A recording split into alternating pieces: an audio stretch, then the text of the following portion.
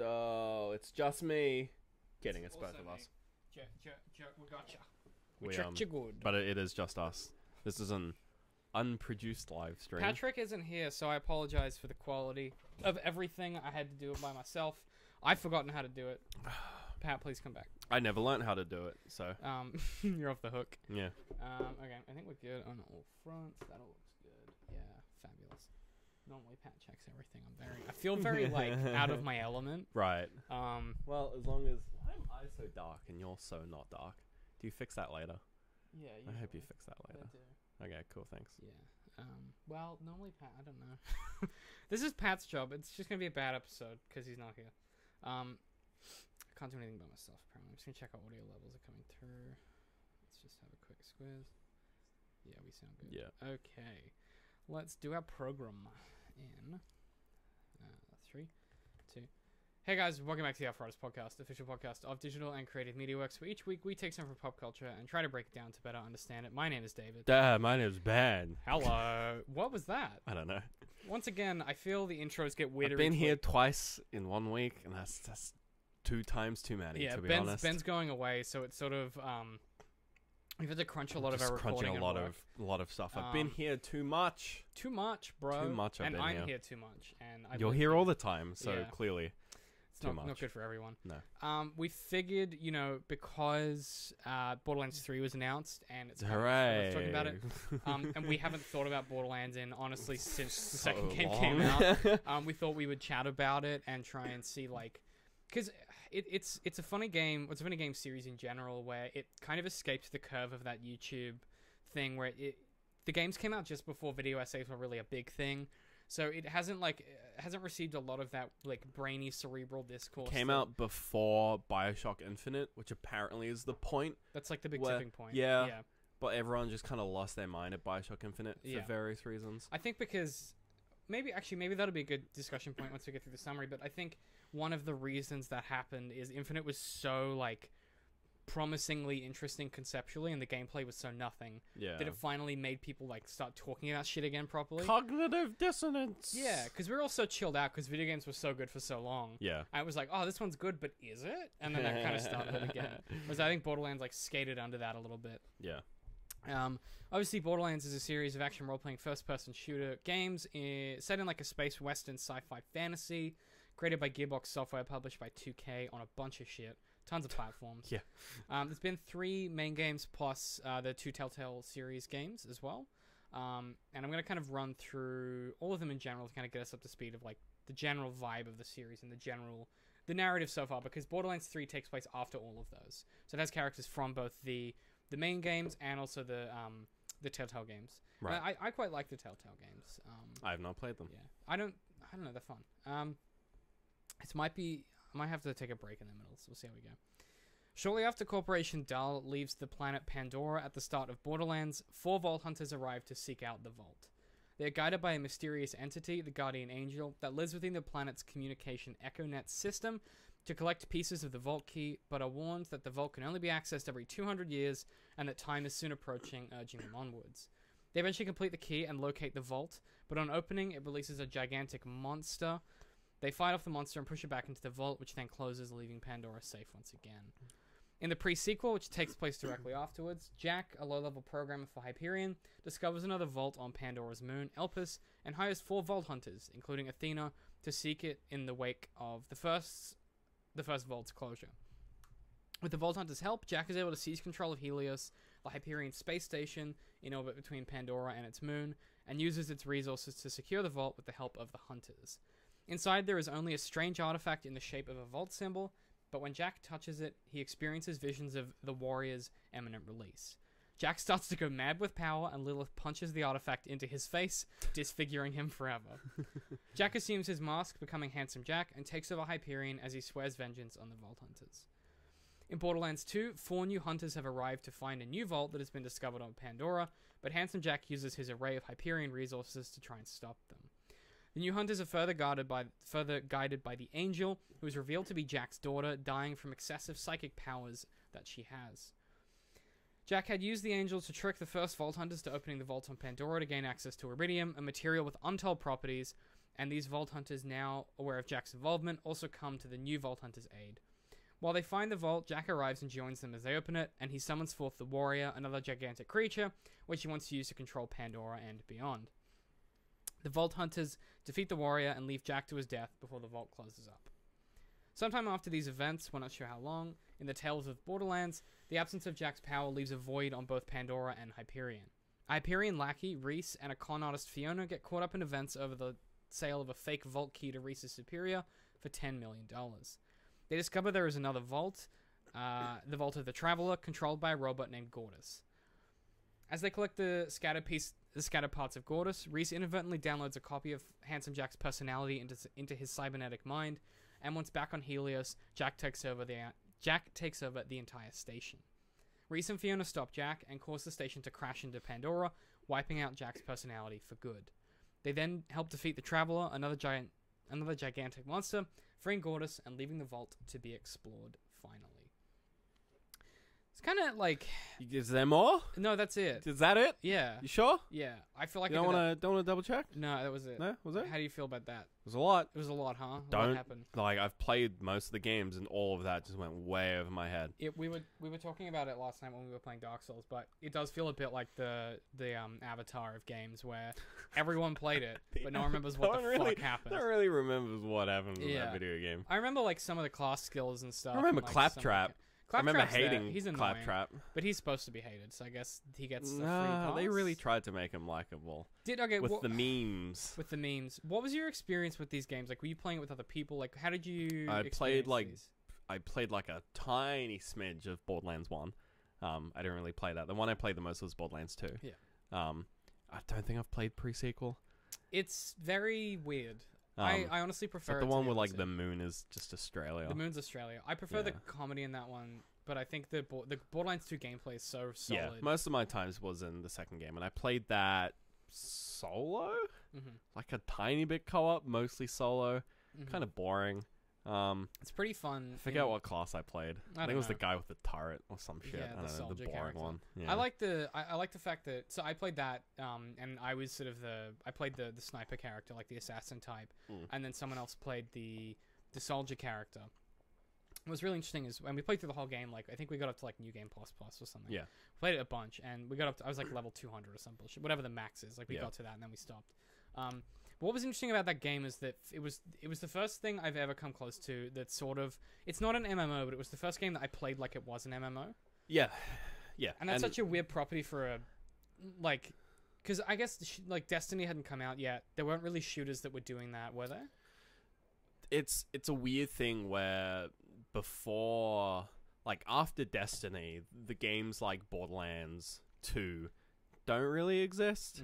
And I'm kind of curious what they're going to do with the third one, if they're going to go back to like the Borderlands sort of way of playing, or if they're going to do the Destiny thing. Destiny, yeah. But Borderlands 2 definitely, like, it emulates the kind of style of MMO-iness that like Diablo 2 had, where it's not explicitly an MMO, but a lot of people play it. Yeah, like a lot of people play it like it is. Like they'll have sort of their character that they'll kind of work on repeatedly, and you know you tend to sort of at a certain point you tend to kind of just do more multiplayer stuff, and in this case it was just all co-op. But yeah, that idea of I got to do this boss because it has a chance of dropping this weapon that I want, so that, and it's like there's no real end goal. It's just like I just want better shit.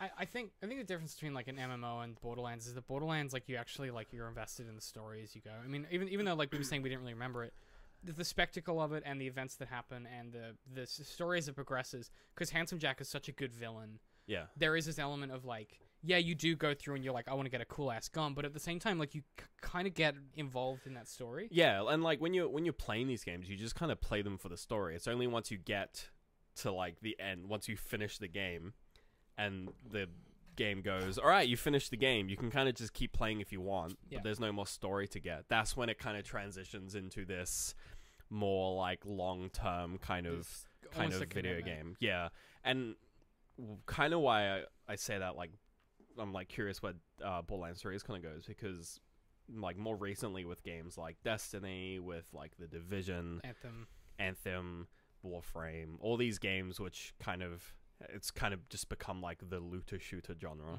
which is basically just Diablo but with guns. Yep.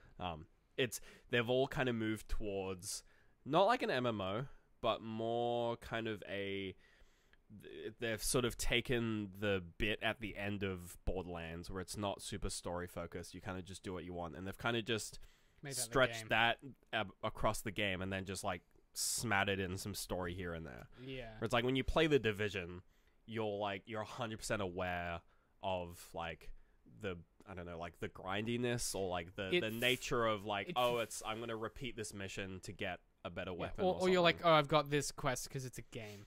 Yeah. Whereas it definitely feels like with Borderlands, the series, I think two is the best example. One is, maybe we'll replay one with the remaster coming out. I don't know. I never really got into it, but definitely with 2, it didn't have that sense of being a game.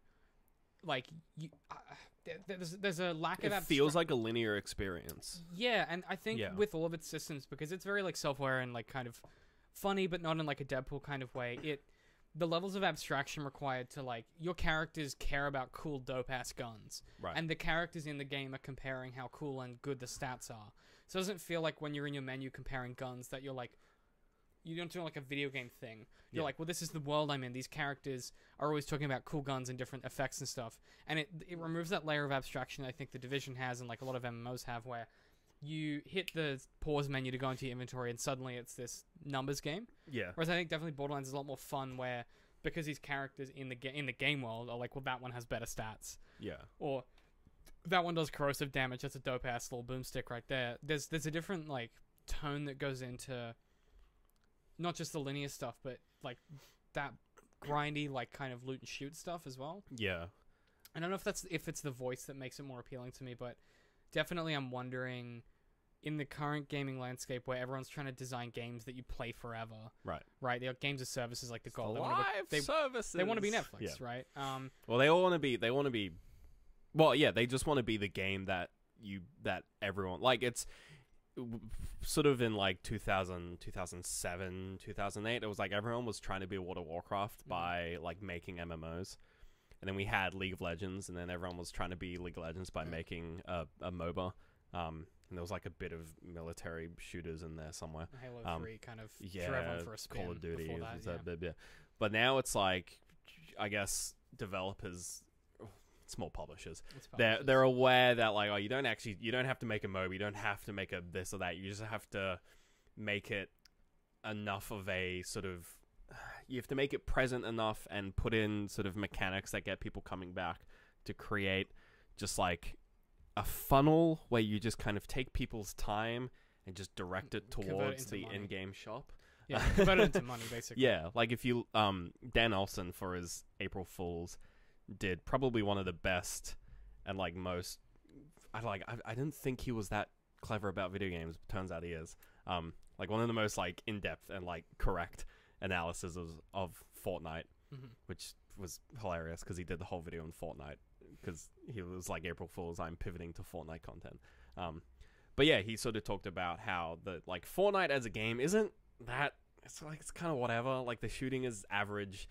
Like a lot of the mechanics fight against themselves. There's like, its big win is that it's the matchmaking sucks dick. Yeah, it's the thing that makes it good is that it's pretty fine. Yeah, but it's so fine. But the thing that keeps people playing is when you're not playing the game, you've got your battle pass, which is this constant drip feed of new shit to put on my character, and you've got like the whole idea of like the whole like player expression element of Fortnite is like entirely locked behind paywalls. You know, if you don't buy a skin, you literally get given a random character model from like the 3 or 4 default models that the game has. Every time you play, if you don't have a skin, it's just like you're now this guy and you're now this girl. None of that stuff changes the gameplay. No. So but people, it's because, you know, you play the game to get the rewards. You don't get the rewards by when you just, you know, it's a case of a lot of people, they'll play the game for a bit, they'll be like, I really like Fortnite, and they'll get these rewards and they'll be like, cool, I get rewards when I play this game. It's like a double whammy. And when the game would naturally at a certain point become non-rewarding, which is kind of what we hit with like Papa Gubbers, when we're like, nah, we know we've had done our everything fun. we can. Yeah. At that point, you know, people who are playing games that have these kind of these not like external mechanics, Mm-hmm. So they're not actual mechanics in the game, but they're just like part of, you know, like the item shop and the battle marketing pass and the stuff. the monetization kind of model, the business model. Where you've got games that have that kind of business model. Suddenly, when the game stops being, you know, interesting for what it is, they're hooked on that model. Mm-hmm. So they keep playing the game to get more of that model. Then I guess the question would be, when you're talking about this, and this has always been a conversation that's been had forever. It's just now it's much more accessible because it's much more obvious with these games that we're seeing now. Yeah. But like, you know, back in the day, like, you know, even though there were no microtransactions, right? People would play Halo 3 online to get to like the max rank, to get the cool helmets and to get the cool armor customizations. Yeah. But I think what's happened now, and I guess this is why I'm curious about the discussion I kind of wanted to have with Borderlands, is that because it is that type of game, before that stuff existed in the industry, where does it go now? Like from an artistic perspective, in a game that is, in a game that did that without the microtransactions, it's really hard to hard to spend money on Borderlands 2. I bought all the DLC because I've played, and the DLC is fantastic. And DLC is content. DLC isn't DLC. Yeah, DLC isn't a skin. It's not. It's not an emote. Yeah, you can buy skins and different bits of armor in the, like, as bits of DLC in that game, but they don't. But again, you earn enough of those in the game throughout that it's not like a, you unless you really want to get that stuff, it's not going to affect your playthrough. But I guess my question would be, from a development perspective, and like even from like a writing and voice perspective, this game that is so strong and did that naturally without the microtransactions, as a studio that has a responsibility to make money, that also might want to make art, where do they go from here? They will almost, I mean, it's as cynical as it is, it will almost definitely follow the model that we've been seeing, just because it's Gearbox and 2K games. You know, 2K games have been dipping their toes into the gross monetization pie recently. What kind of gross shit have 2K done? So 2K was one of the biggest people who fought against Belgium's legislation change where they deemed the loot boxes as gambling. 2K games were sort of at the forefront of going, no, we're going to keep selling loot boxes despite the fact that it was deemed illegal in Belgium. Mm-hmm. So a lot of their sport games, so like 2K19, the basketball one? The basketball one's just like... That's NBA 2K. NBA, yeah. So that one's just like filled with microtransactions despite the fact that it's a basketball game. I'm still playing 2K15 because that was the one before microtransactions. The best one. That's probably the most notable thing, but I mean, there's no reason why they won't. It's, you know, like EA is doing it, Activision's doing it. See, I don't know. I think there is a strong reason why. I think there's a compelling reason why they won't. But I think there's, you know, if you think about these sort of live service games, even Assassin's Creed has been developed to be a live service, despite the fact that it's just a single-player video game. It doesn't work as a live service because there's no drive to move the player into that monetization funnel. Because the game itself is good. The difference is, well... And I think there's going to be a similar thing here where, like, I mean, Portal 2 had hats. Like, when Valve was running that Team Fortress 2 hat train and making $1 bajillion on skins, when they released Portal 2, they put hats in. There were microtransactions for Portal 2 co-op. No one bought them, but they were there. So it just kind of faded away, but it was there. And I feel like the only thing that gives 2K is 100% as the publisher, not, this isn't going to be Gearbox. Yeah. Gearbox are going to make the game that they make, whether it's good or bad, who knows, it's been a while. Yeah. But 100%, like, I would put money on it that there is going to be, if it may not be egregious, it may not be... It might be like Borderlands 2, you can just buy a bunch of skins and shit. Yeah, it may not be gross and disgusting. They may not do a battle pass. They may not do loot boxes, but they might. They might just do it. Here's the thing. Here's why I think they might not, and it's the only shred of hope I have. Like, it is like a thin shred. Sure. But Take-Two published Red Dead 2. And that's what 2K is Take-Two. So my only hope is... Take-Two also publish Grand Theft Auto Online, which is the single highest revenue-earning live service video game of all time. But they also put out Red Dead 2, a game which... But I think you buy once and then you play. Like, okay, I agree. I guess what I'm more interested in is not it could be a sense that they're aware of what they're not just like, oh, a new video game, put some dumb shit in it. I'm more thinking they might be aware of the fact that because people don't realize they're the same company. What they might be doing is getting both ends of the pie. So if they put out Borderlands 3 and it's got none of that shit, they're going to be heralded as fucking heroes of the industry, whilst also publishing GTA Online, all this other shit. What I'm thinking is they shouldn't be heralded, because you shouldn't herald someone as a hero for just not doing the bad thing. Yeah, but have you seen the video games industry? Yes. At this point, that's the best we get. But no, I'm less interested in like what they're going to do. I'm more interested in if because that series, Borderlands is such a strong voiced franchise, like it has a character to it. Yeah. Even that trailer, it wasn't too much. What I've noticed is they were careful not to make that trailer too much to scare off new people. I just found it kind of boring. The teaser, I was like, I don't give a shit. But the I only saw the teaser. Oh, the gameplay trailer. I haven't seen the gameplay You should trailer. watch that in between the main show and the post show, because it got me so excited. Right. I didn't give a shit. I was like, I could care less about Borderlands, and then I saw that and I went, oh, okay. Oh, I'm in. Like right. It was enough. It wasn't too much. It was enough where I was like, okay, there's a billion guns in the game. Like little things like that where I'm like, okay, that's fun. But it has that voice, has that tone to it. And the thing about it is it's not like these marketing campaigns now where it's like, everyone's quipping in the trailers and the cinematics and stuff, and you get in the game and it's just like a military shooter. Yeah. Like the game is that. So I guess reflecting on the franchise, especially thinking about the story-driven nature of this franchise, I think less so. That's why Borderlands 1 isn't as good. There's less story. Borderlands 2 works because it's got these established characters of the existing Vault Hunters who...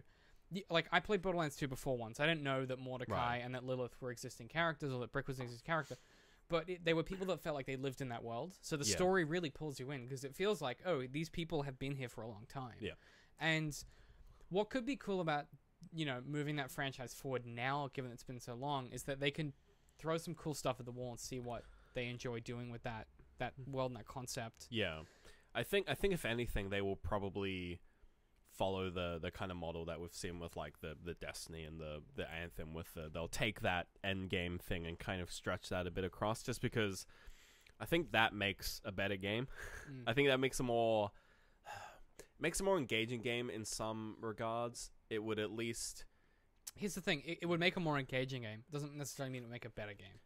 Yeah, I mean, they could easily take the story in a direction that facilitates that kind of narrative. It could be like, and they said there's no Battle Royale, but there's elements of that kind of, I don't know, I just think when you go, it's a weird thing now too, because it used to be that you could imagine when they were developing like Halo 3 or like Halo Reach or whatever, that Bungie and 343 were these companies who like would just, Microsoft was like, just make another fucking Halo. You guys print money. Yeah. Like, do what you want to do, tell the story you want to tell. And then by Halo 5, they were like, well, we need to sell more toys. You need to have a second main protagonist. And that dictated how they were able to make their story in the game. And 5 is bad for that reason. So I wonder if we've got to a point now with video games in general as a storytelling mechanism where that kind of middle to top tier market that used to exist, which Borderlands fell into because it wasn't AAA, but it was like, it wasn't mid-market either. Close. It was like BioShock. It was bumping on those edges. Yeah. Like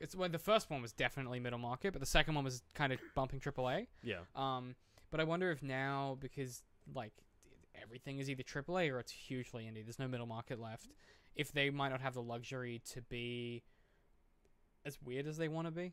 Yeah. And the weirdness is what makes those games really interesting.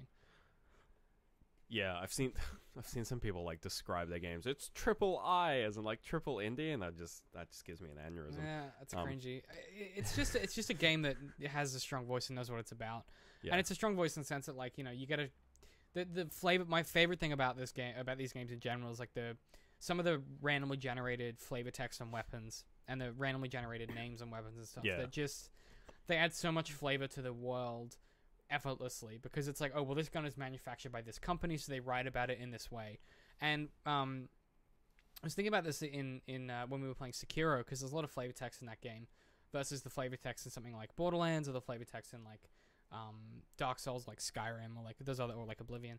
And the way that the devs, particularly Doom, I was thinking of Doom the new one. The new one, yeah. Is it 2017 or 2016? Yeah, June 2016. Yeah. The flavor text in that game has 3 levels. So in your dossier or your compendium, you have like you have the normal version, which is like the publicly available thing, and then if you find enough of them, you get like the next level, which is like the kind of unredacted version, which is sort of, so the first one is like the cult's like, this thing's evil and it's gonna kick your ass. The second one's like the scientific. Second one's scientific, and the third one is like the crazy batshit cult like, one. Yeah. Where it's like, if you pray to this one 3 times a week, yeah. it's not gonna kill you as bad. Yeah. And it's this really fun thing where that tells you so much about the world immediately if you go digging for it. And Borderlands is a franchise that has that in spades, where like you'll be fucking around an area and you'll come across like a weird like little encampment of bandits, and they're like bickering between themselves, and you murk them, and you pick up like an audio log and you read and you check out what's going on. It's like, one of their brothers died, so they've been there's one in the ice area in Borderlands 2 where like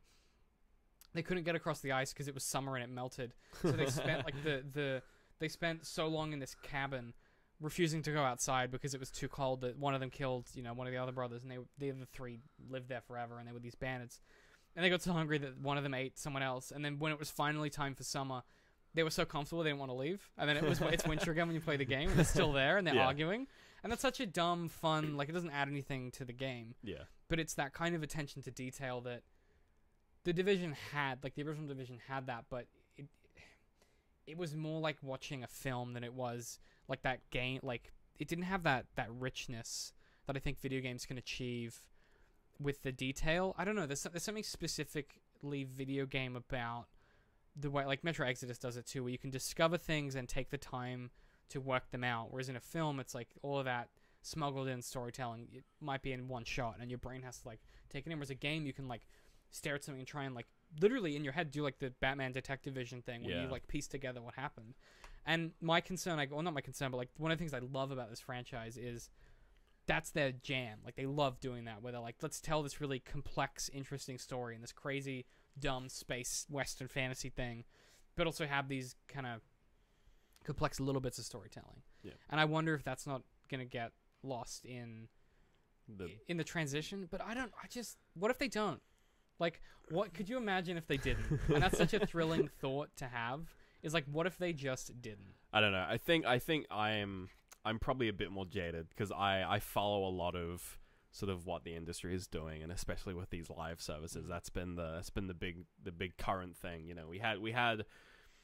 We had the loot boxes, we had just the general gambling crap, which is still in most video games, and now it's just a case of, video games are just trying to be the only game that exists. Like when EA released Anthem, like a couple weeks before, they also released Apex Legends, which was the like the Titanfall. Yeah, they accidentally killed Anthem. Yeah, and it was the kind of thing where EA as a publisher had released these 2 games, both with the same kind of, Apex Legends kind of just had like the Fortnite model, but Anthem was really trying to be this new long-term, like looter shooter MMO. And it probably could have been if it didn't suck dick. If they'd held it for a few more months and fixed, like if they worked on it, and like let Apex make them more money than God, and then could you imagine then dropping that when everyone's bored of Apex? Yeah, but it's this idea where the publishers are like, well, we just want all the money, and they simultaneously want to have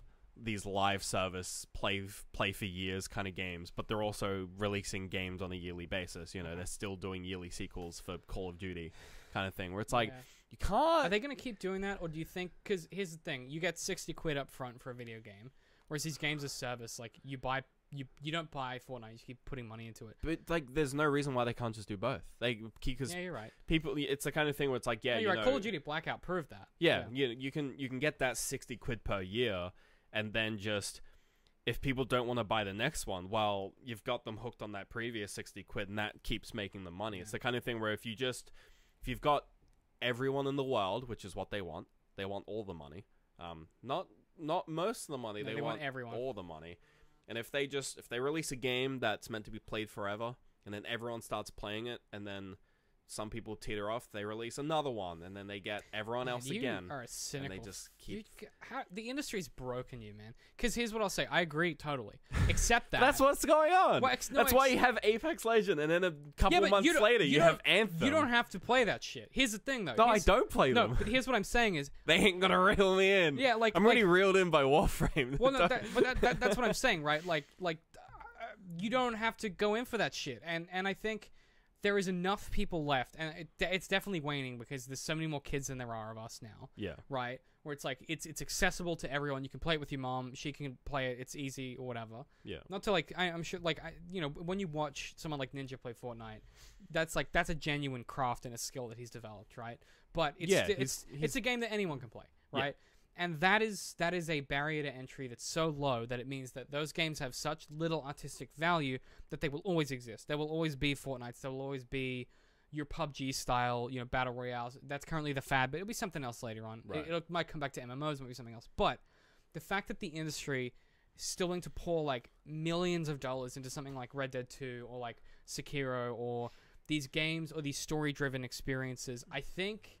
even though the industry has got to this point where it's like so jaded, and I'm a little bit scared that like we're on this fucking knife edge right now where it's like something's gonna happen soon where we're gonna go one way or the other. Like it's games as a service is either gonna work or it's not. And it's gonna crash. And they haven't made it. Then there'll be something else. But it'll be something else. But the thing is, as long as there are still publishers and there are still developers like Rockstar and like the From Softwares of the industry, or even like. God forbid Bethesda have learned their lesson from 76, right? Like, they're never going to do online again. No. As long as there are still people, and like CD Projekt Red, there are still companies out there making really good shit that has genuine artistic value, that as much as, like, the world of gaming is becoming this fucking pay-as-you-go loot box bullshit, I want to believe that people that make things like Borderlands, people that make things, of that nature with that strong voice and that strong character can find a way to get the best of both worlds. Whether it is they do 10,000 skins for Borderlands 3 or whatever, or like you can buy better guns. I don't care, but like as long as the base game isn't affected, that's kind of all we can hope for. But it does affect the base game. I know, but I still get into that, though. I still have hope. Right. I choose to be a little naive in that sense, where I would like to think that there are. If you want an example of that kind of thing affecting the base game, the microtransactions in Shadow of War and the last act of the game. They fixed it. They did fix it. I only played but it. It was there. The thing is, it's a really good game too. Yes. Oh, you're right. Okay. Ben, you might. So it can affect the game. It can affect the game. Yeah. No, you're right. Sometimes the business model is taken into account with the design of the game. Yep. It's just we hope that it's not. Or we hope that if it is, there's enough push. So I was thinking about Outer Worlds when I was starting to think about all the stuff, which is very similar, like tonally to Borderlands, but it's made by the New Vegas guys coming out soon. That's a game where I can see them being like, do you want to buy a rad skin for your gun? Yeah, that's probably going to be... Yeah. But then they're not going to be like, buy this pack, and it's not going to be like Assassin's Creed, buy this experience pack so you don't have to grind as much. Yeah. But that stuff I don't hate, because it's like, you don't have to do it. And I don't mind... That's the other thing, too, is it gives you the... What I like is when games give you the opportunity, if you like the game a lot, and you play it a lot, and you bought it once, and you've spent like 200 hours on it, you can still give them money.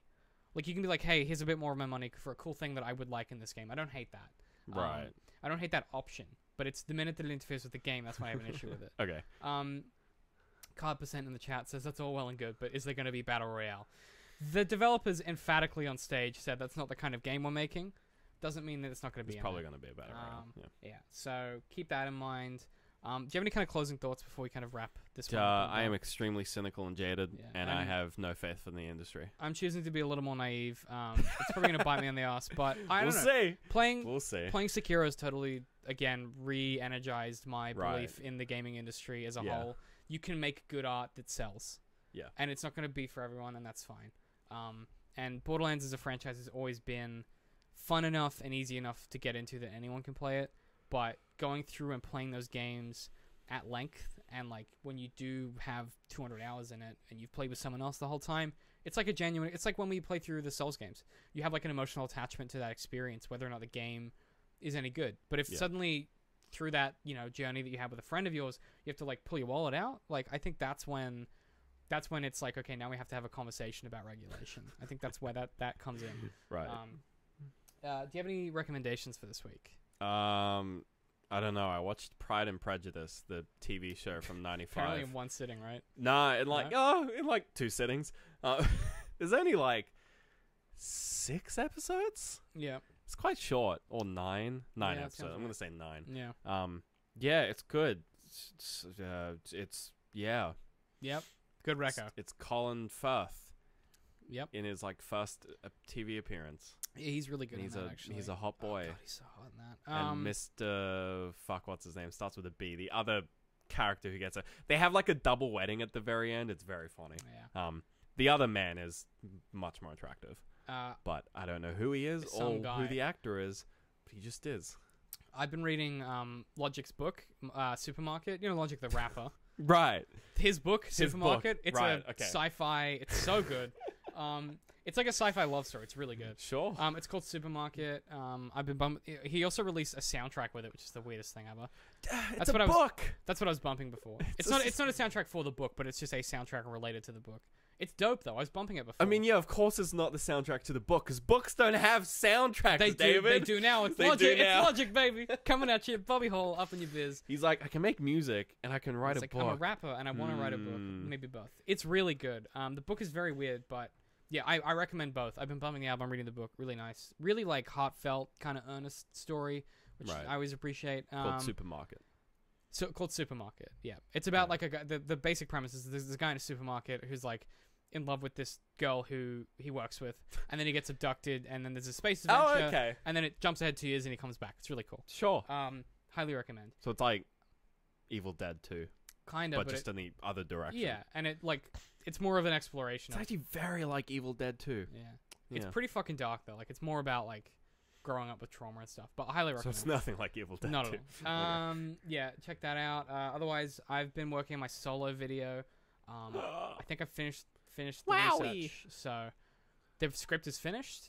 It's about 10,000 words. Nice. So it's going to be about an hour and a half video. Oh. I'm going to start cutting it down. I'm going to start nope, it's going to be that long. I'm going to start recording it this week. All right. So if you haven't rewatched Solo, A Solo Story by Han Solo, the Star Wars man, check that out. That's my recommendation for this week. Because I've watched it like 10 times, and I'm starting to go a little bit mad. I'm getting there's something happening in my brain. Right. It's not good. But, yeah, check that out. Otherwise, I started watching Peaky Blinders, which is it's like a British gangster story set in like the 1940s with Cillian Murphy. You always have like 12 fucking recommendations every week, and I'm like, da. I'm always picking at stuff, man. All right. I read a lot as well. I'm also reading oh my god. Also reading the next Skullduggery Pleasant book. Joking. Yeah, I know. I do a lot of media. Helps me focus. Sure. Otherwise, where can people find us? Facebook. At DCMworks Social. YouTube. Twitter. YouTube.com/DCMworks. Twitter. At DCM_works. Patreon. Patreon.com/DCMworks. You can start at $3 a month. We view it more as a subscription service than like a donation. Get access to all of our post shows, which we're about to do live. If you're watching this live, wow. Stick around for that. Otherwise, if you're a Patreon, we post all those after the fact. We post the VODs for those, so you can go over there and you can watch VODs. Those. That's the technical industry term. The video on demands. Yes. The videos on demand. That's what everyone else calls them. The VSODs, the VIZODs. I mentioned this a few weeks ago. We've also like flattened our Patreon structure a bit. So if you are a Patreon or if you're thinking about it, go check out our new tiers. I've just made them a lot simpler, and you get more stuff, which is always good. Otherwise, if you want to follow us individually, I'm at DCM I Hate Pie. I'm at Literal Citrus. We'll see you guys next week. If you're watching this live, we'll see you in 5. That rhymes. I wish it didn't. I have to turn it off because Patrick's out here. David's off.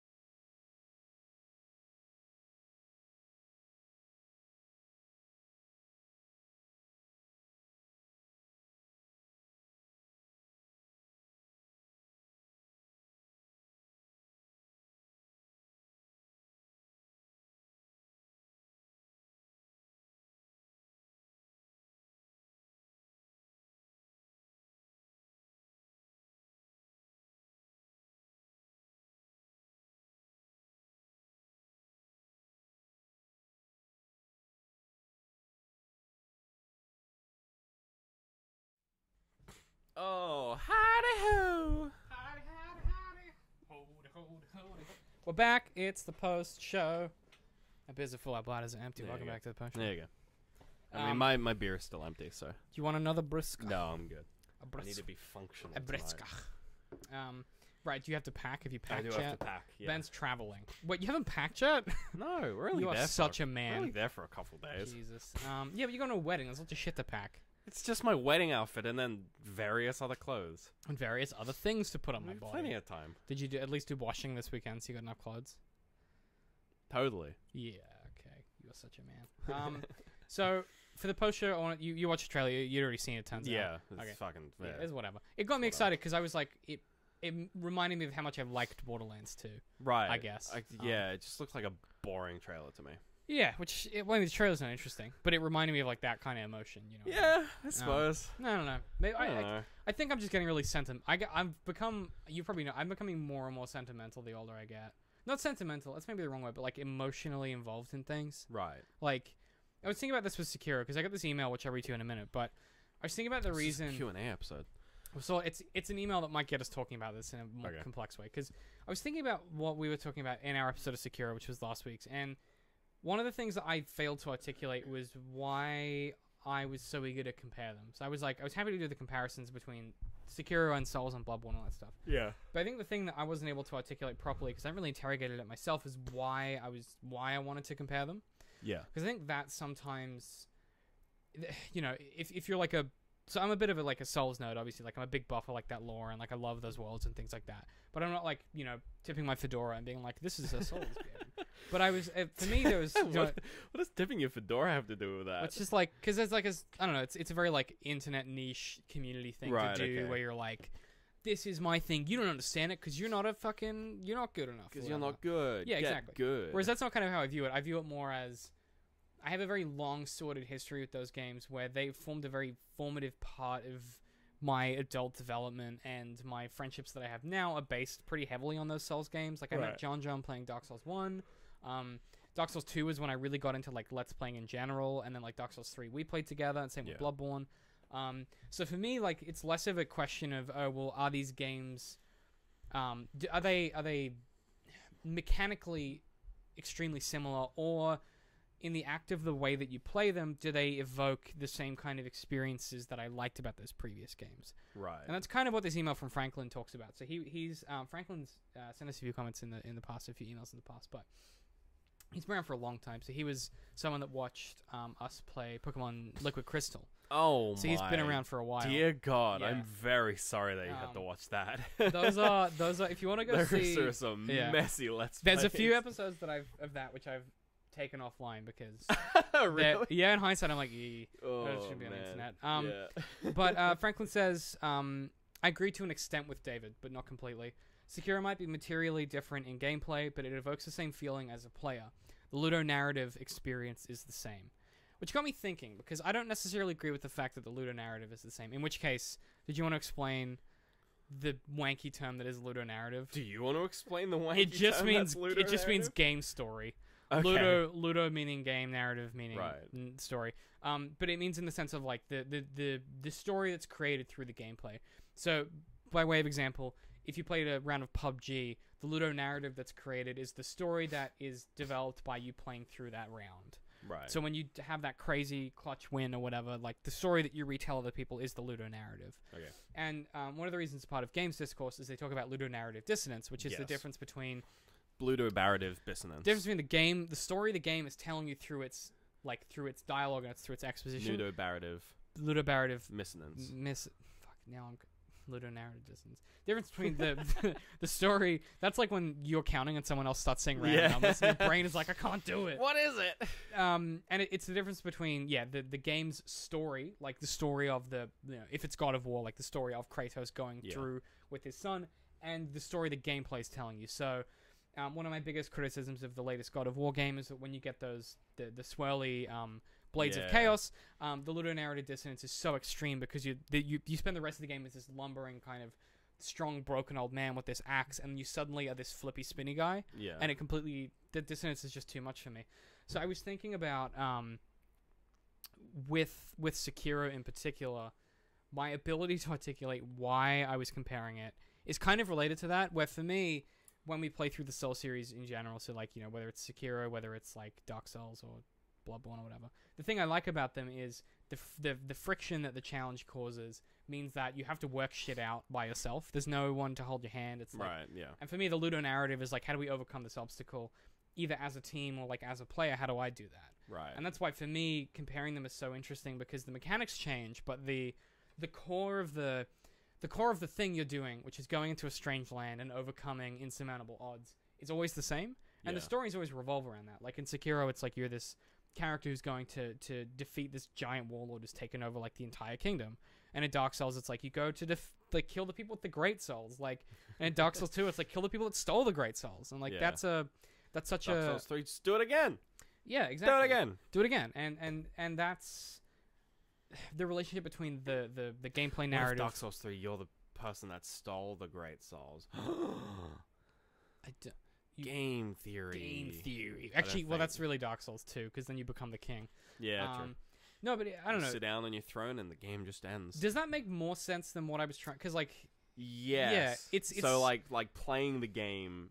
Yeah, it plays. No, it doesn't play mechanically like a Souls game, but it evokes the same kind of response as a player. Yeah. Whereas like it's not like as opposed to something like wildly different, like if you're playing like a Pokemon game, where it's just like you're just kind of going through the motions, beating up kids, doing like illegal dog fights. Yeah, those games are just pretty like dark. just like the usual. Whereas like when you it's kind of like, because but I would no you're still right. I would argue that sort of the Ludo narrative dissonance. Sorry, not the dissonance, but just the Ludo narrative derives from that narrative structure of like the things like the bonfires, the things like the fact that you kind of just die a lot, and it's kind of just like an expected part of the game, as opposed to the genre, which I agree with that to an extent, and I think we'll always come at it from different perspectives, because I find the more that I'm involved in the publishing and writing industry, and the more that like I get deeper into, the more that I become steeped in the storytelling that is part of how I make a living, the more that I'm gonna continue to come at it from the other side. Yeah. Like I think just naturally, and obviously like when we talk about storytelling of films or books or TV shows, I'm the guy who's like, hey, genre and structure are different, whereas your speciality is in the games area, so I'm a little more blind to like the way that I'm interacting with it. So what I thought was cool about that episode is, as much as we argued each other like children, it was cool to see that like even though we've been doing the show for a fucking age and a half, there is still that ability for us to like have different like areas of expertise. Yeah. And I don't know, I just wanted to kind of admit that I was wrong, but also try and yeah, so you were right. We did it. You can say I told you so if you want. I told you so. Yeah, but also like try and express that like, I don't know, we've fucking hopped on in this fucking ages, but I think for a long time it was cool to not care. Yeah. And I think for the first few years of our show, or like at least for the first year after that, we kind of wised up to it. But it was cool to like not give a shit and think everything was bad. But like I just genuinely love stuff, and I'm not ashamed of that. Like the fact that like like when I'm writing, one of my favorite things is like bump some Taylor Swift, because it's listenable music. Right. I'm not fucking ashamed of that. Like, yeah, you can make fun of me for it, and that's totally valid. But I love that I've got to a point now with, I think it's because of the show we do, that like I'm like, yeah, it's cool. It's part of who I am. It's part of my personality. I love the Dark Souls games for the same reason I love Bloodborne, the same reason I love Sekiro, but I don't have the background to be able to go, hey, actually, these are from different things. They're actually very different games, but for me, they feel the same when I'm playing them. And that, I don't know, I'm trying to be more honest about that stuff, because I think it gives you the freedom to enjoy shit for the reason you want to, instead of just being like piss crybaby all the time. You know what I mean? Yeah. Yeah. So that was the email from Franklin. I think that was like a good jumping off point. Yeah. For that stuff. And then, because I was thinking about Borderlands, right? That was why I wanted to include it this week, is we talked about that. Like, I played it with one of my best friends, who's like no longer, he's just dropped off the face of the planet. Like, no one knows. He's just gone, but that's like a part of my life that I can't get back. Like, that's something that meant something at the time, and now is gone. Yeah. And that's kind of fucking wild. Like, that a video game can be that. And I know that it's obvious now, like, the game's been around for a while. It's not fucking rocket science. No. But it was a part of my life in a time that mattered. And, I don't know, there's something to that where the discourse somehow has to include that human element. As much as you want to get analytical, like, you have to always be like, yeah, the whole point of analysis is to explain our emotional reaction to things, and everyone forgets that it's explaining the emotional reaction. That's why when you watch video essays and shit, and people are like, well, that's just your opinion. And you're like, yeah, dog. Yeah, it is. That's what an essay is. It's someone trying to explain why they have an opinion about something using facts and evidence. Yeah. Like, every essay, every analytical piece ever, every explanation is someone's had an opinion or an emotion to something, and they try and explain it through the lens of, like, other information or relatively empirical data or other people's better ideas about stuff. Yeah. But yeah, that was kind of the thrust of what I had for this one. Let's talk quickly about, like, some of the comments that we've had recently. Oh, no. Not too many nasty ones. All right. It's one of these post shows. Yeah, it's one of these post shows where I'm going to read some bloody comments. Yeah, and it's one of those post shows where I'm just winding down. I clicked the wrong comments. I clicked the wrong button, so it's loading. Just bear with me. That's fine. I'm gonna check my phone. What's going on your phone? Not a lot. Yeah. My parcel locker parcel was picked up. I assume Laura picked it up. Oh, okay. Which is good. Don't know what it is. I'm gonna go home and have myself a mini Christmas. Ooh. Open up my presents from Mr. Australia Post Claus. I want to read one from this. Can't believe this is this guy's username. SonicFan129. I love it. 129. I'm gonna read you the cool bit of the comment and then read you like the douchey bit. And I want you. I'm gonna do the cool. I'm gonna do the nice bit. We can chat about it because it's got some thought behind it, and then we'll do the douchey bit. I'm gonna do a voice with it if you don't mind. Okay. So the nice bit is he says, on another note, this is one of the few video game movies that he's talking about Professor Layton. And the Eternal Demon. Wow, okay, yeah, sure. Sorry. And he says, on another note, this is one of the few video game movies that are actually good and hit that balance of adapting a video game to a movie and being true to the video games. Not to mention, this movie is canon in the series, which gives it consistency. Both aspects are very rare for video game movies.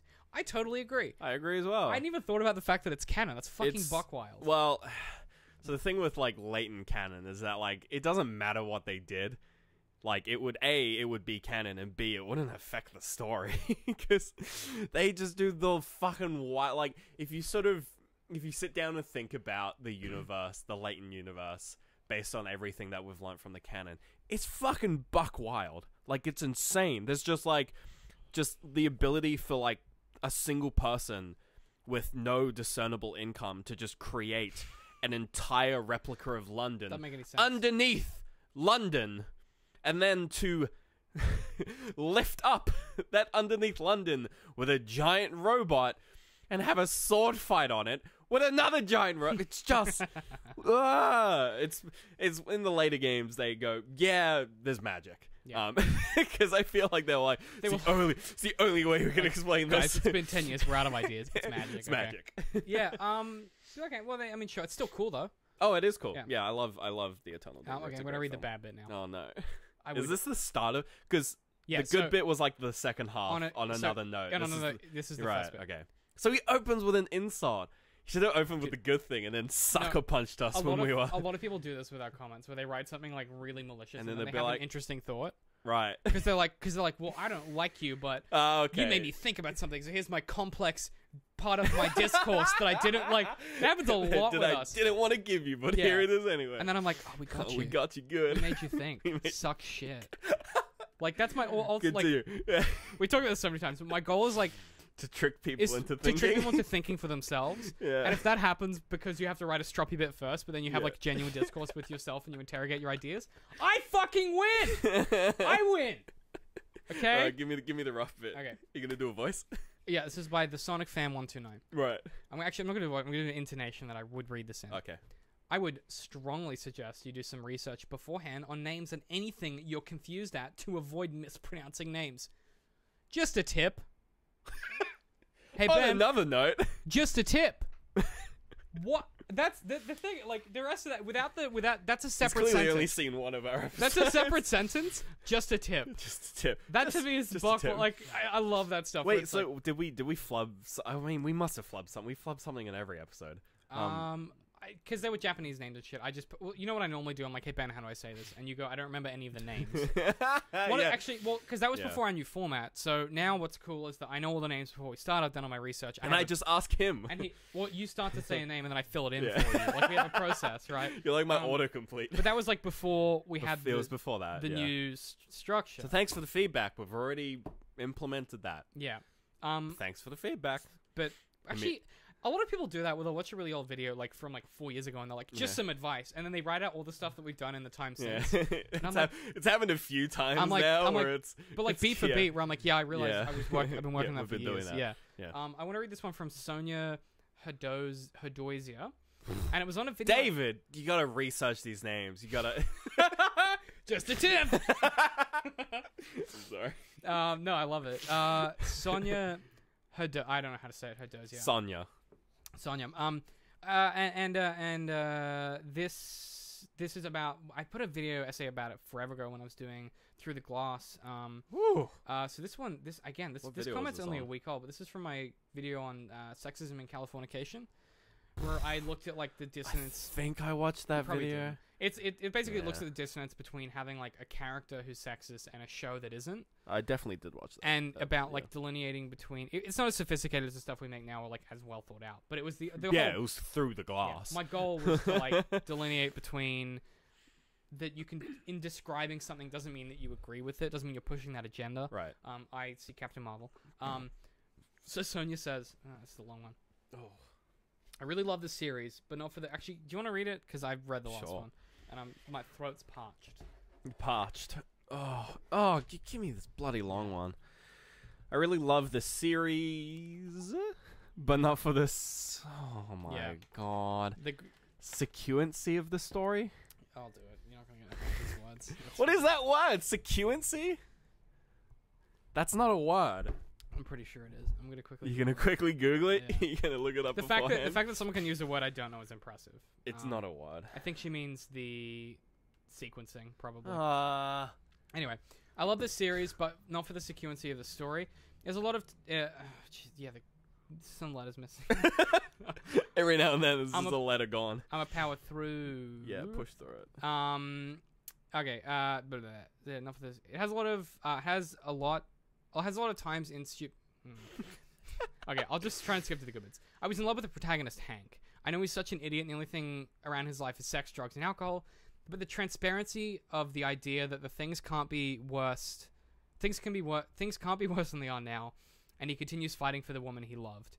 This is the way that falling in love with the protagonist, because, again, the grammar, but I'll try and pass it out afterwards.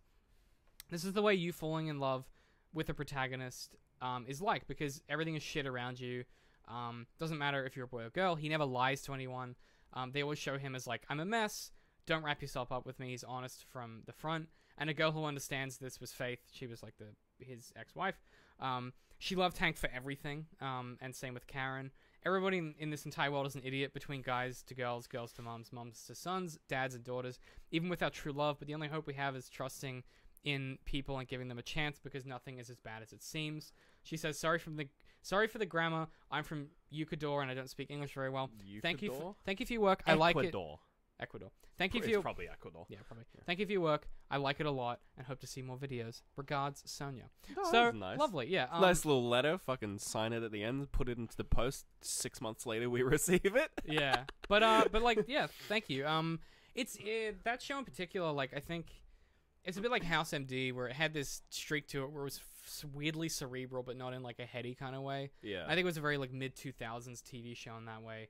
I don't know if TV shows do that now. It's either got to be like Game of Thrones, where it's like really like epic but not too cerebral, or it's got to be like, you know, I'm trying to think of like an example, like Rick and Morty. Yeah, like Rick and Morty, where it's like cynical but also like by nature cerebral. Yeah. I think it was definitely balancing that line between being something you could understand that was also fun. Whereas I think now Rick and Morty. You know what? A good example is BoJack. Okay. Where you can watch that and not think about it, but the minute you do, you get stuff from it. Yeah. Californication is a bit the same. I totally agree. Like, I think that it definitely represents and demonstrates those... like, it even shows, like, these characters with these, like, genuine, like, problems, like, mental health problems, like addiction and stuff. Just, like, having lives that are fairly functional. Like, it doesn't treat them like... The minute that someone has, like, an alcohol or a drug problem, they're not, like, a monster or, like, this... They don't blow up their entire life. They still are able to sustain stuff, and I think... representation of that kind of stuff is super cool. And also, it's got the guy from X-Files, and he fucks a lot of women, and it's real weird. Just weird to watch. Glowing review. Just weird to watch after you've seen him in X-Files through your childhood. Yeah, that was pretty much it that I had for the post-show. Right. There was one comment that I wanted to touch on before we duck off, which is from Nurse Harley 299. And it's about a 500 Days of Summer video. The most recent the most recent podcast. Yeah. And Harley says, I never even realized that during the breakup scene, she's in a business suit.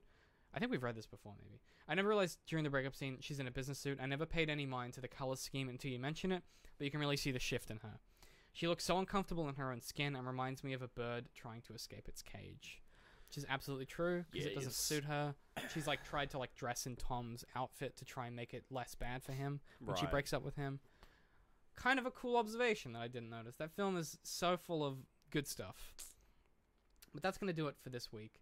Thank you for stopping by. Thank you for watching or listening. If you're a Patreon or watching this live, shout out Pranvat Gulati once again for dropping in this week. Gonna keep fucking hounding you each week, mate. Doesn't matter how many times you drop back in, I'm still gonna be nice to you. And also thanks Car Percent for dropping in once again. What a good player, what a good sport. Always has something good to say. So thanks Car Percent, appreciate it. If you're a Patreon, thanks for supporting us. Otherwise, we'll see you guys next week.